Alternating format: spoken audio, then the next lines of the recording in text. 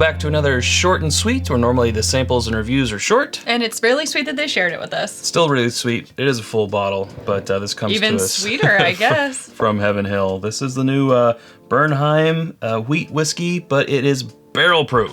118.8 proof. Yeah. Oh, you've already opened it. Yep. It's a blend between 7 to 9 year old stuff. See, the mash bill it's a barely legal wheat. 51% wheat, 37% corn, and 12% malted barley.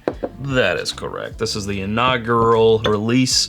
So Yes. This is the A223. A223. With another release coming out in the fall, I would assume eventually it's going to be similar to like the Larceny Barrel Proof and the Elijah Craig Barrel Proof releases when they have the 3 times a year and they're somewhat widely available, right? Like Maybe. they are distributed widely, but then can you get them? I don't know. Who knows how big this first release, Yeah. you know? With it being a 2 instead of a 1, like the Larceny and the Elijah Craig come out in January, this came out in February, maybe they're trying to Get it on a stagger different- it so there's not 3 A123s. You know, if I were them, I would do that too, so that you don't have to split your money between all of these products from the same distillery in the same month. I would stagger them. All right.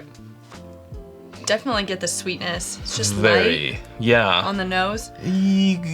Cooking caramel. Okay. Because that, you know, corn is really coming through because the wheat is so mellow. Mm-hmm. You definitely get that sweet corn caramel, you know. Yeah. But then you also get, there's some signs of proof in there too.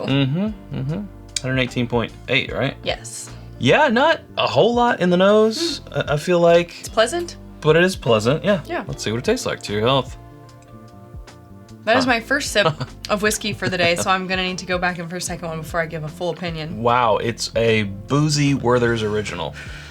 It's got the caramel. Someone actually in the comments once said the difference between caramel and caramel, and I don't know if it was. I was like, true oh, or you're a not. caramel guy now, because for the last 8 years that I've known you, you've Caramel. been a caramel guy. Yeah. Oh, we're caramel now. We're team There's caramel. people out there in the comments who definitely have an opinion on this, and that's okay. That's okay. I've said caramel my whole life. I'm Yeah. gonna keep saying it. They're like, caramel's a place, caramel is a dessert. I'm like, that's probably Is also that what true. it is? Yeah, I don't know. Buttery though, buttery like theater popcorn.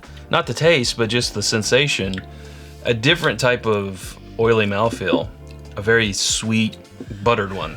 I feel like the palate is kind of divided. In the first half, you're getting that sweet corn caramel, but it's really, that's all I'm getting. I mean, maybe like a hint of vanilla, your traditional stuff, but the sweetness is on the front, and then that barrel proof really kicks it up about midway of the palate and back. I mean, Yeah. I get a little bit of, honestly, I don't know if the spice is from the heat. I don't think it's from the grains much. Maybe it's from the wood, but I get a little bit of pepper and just like oak and a little bit of not smoky, but something in that char range. Well, that I was thinking, toasty char. Yeah, what if the spice is like a clove? Because that's sort of more towards the spicy type of, pepperiness. Yeah, I'm getting pepper, and that just really sticks through the finish. And that, I mean, even for 118.8, I don't know if it's that like juxtaposition with the sweet at the front and the peppery heat at the back end of the palate that makes it feel hotter because it's being compared to the sweet at the front. But yeah, whew. I think it carries some weight. It does, and had 2 or 3 sips. It's now going into a Kentucky Hug. The finish is a little counterintuitive to the oily mouthfeel. It's See, I didn't find the mouthfeel very oily. well, maybe oily is the wrong term. It's more buttery, and I don't know exactly how to voice right now how that's different. But this is just giving off more of a buttery feel than an oily feel. But anyway, the finish isn't exactly what I would think it would be, or maybe what I want it to be for that buttery type of mouthfeel. Yeah, I think that might be what I'm trying to say when I'm saying like the front half of the palate is different than the back half. Yeah. I like the warmth that it's bringing. I like the sweetness up front. I don't tend to gravitate towards, I think that I don't tend to gravitate towards a lot of wheated stuff. Then I also love like the Maker's Private Select stuff. And I mean, who doesn't love WLW and Weller 107. and so on. Yeah. Yeah. Well, let's let it sit here in the glass for a little bit longer while we tell you about our home on the internet. It's whiskyambitions.com. It's where you can get the t-shirt that I am wearing, hats, our Glencairns we're drinking from, our water glass glasses, all of our Copitas and Rocks glasses, and also bottle cut candles with more always coming soon. That's whiskyambitions.com. And you can become a patron at patreon.com/itsbourbonnight and join our community for as little as $1 a month. And that is where you get things like discounts on that merch, opportunities to get some barrel picks, and after the episode exclusives. There we go. All right. Okay, we've let it sat here for a little bit. Go back in.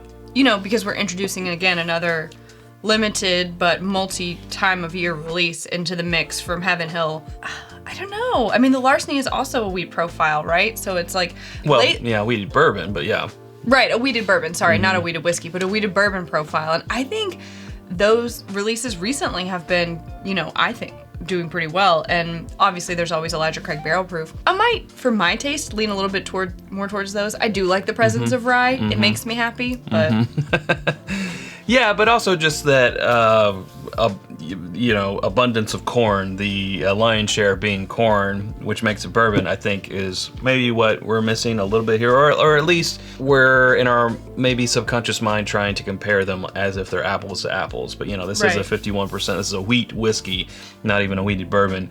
And it is definitely a different ball game. If you're in the mood for something different, I think it's, you know, it would definitely fill that niche. Yeah, I'm thinking of it kind of like how when you go to Cold Stone and when you're ordering the sizes of ice creams, like I'm thinking about these limited releases from Heaven Hill being like a like it, love it, and gotta have it. Yeah. This would be a like it. Elijah Craig is a gotta have it for me. So I think Larceny falls somewhere in the middle. And yeah, this is a like it. I would agree. Yeah. Well, it's popular enough to get off the You Do Bourbon tour at there in Bardstown. So at least it has been popular. I guess we'll see if this is a twice a year, if they up it to a 3 times a year, or how it's gonna go. And at the suggested retail price of $64.99, I don't know. I think it's worth a try. Hey, that's where we gotta leave it. If you haven't subscribed to us already, you can do so by clicking right up here. There's suggestions of other videos down here. Hope to see you over there in one of those. Thanks, Sarah. Thanks, Chad. Okay, until next time, drink more wheat whiskey.